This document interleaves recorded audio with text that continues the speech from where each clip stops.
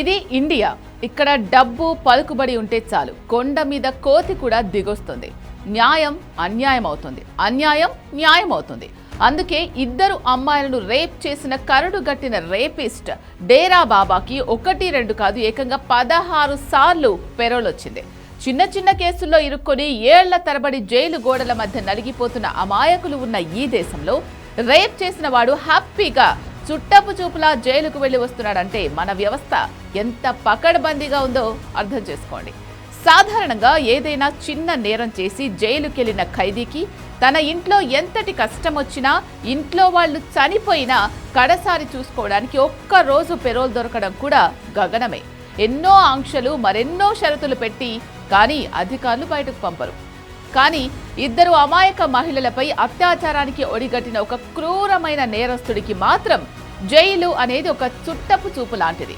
అతడే డేరా సచ్చా సౌదా అధిపతి గుర్మీత్ రామ్ రహీం సింగ్ అలియాస్ డేరా బాబా.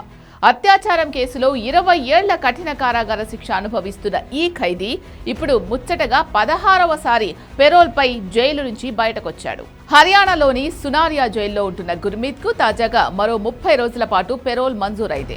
తన శిష్యురాళ్లపై లైంగిక దాడికి పాల్పడిన కేసులో 2017లో సిబిఐ ప్రత్యేక కోర్టు ఇతడికి 20 ఏళ్ల జైలు శిక్ష విధించింది. అప్పటి నుంచి అతను జైల్లోనే ఉన్నాడు.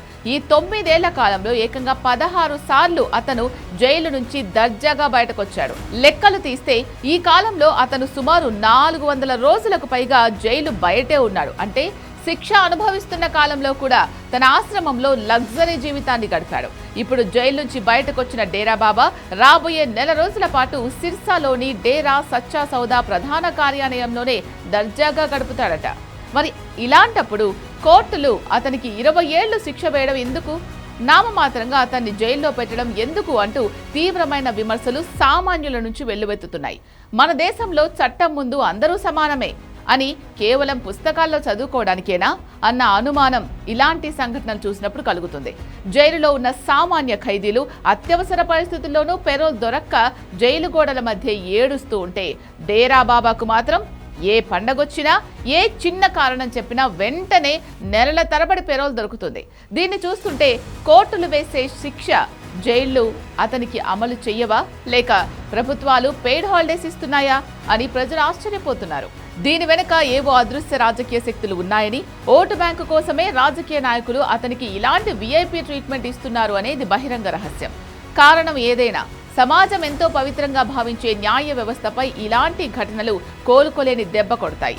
ఎన్నో బెదిరింపులను ఎదుర్కొని ప్రాణాలకు తెగించి పోరాడిన బాధితులకు మనమిస్తున్న న్యాయం ఇదేనా? రేప్ లాంటి అత్యంత హేయమైన నేరం చేసిన వ్యక్తి ఇలా పదే జైలు నుంచి బయటకొచ్చి దర్జాగా తిరుగుతుంటే సామాన్యులకు చట్టంపై, కోర్టు తీర్పులపై నమ్మకం ఎలా ఉంటుంది? దొంగకైనా దొరకైనా శిక్ష ఒకేలా ఉన్నప్పుడే చట్టానికి ఒక అర్థం ఉంటుంది. ఇలా ఒక రేపిస్టుకు లొసుగులను వాడుకుంటూ పదే పెరోల్స్ ఇస్తూ పోతే అసలు ఆ శిక్షలకు అర్థం ఉండదు. సమాజంలో చట్టం పట్ల భయమూ ఉండదు.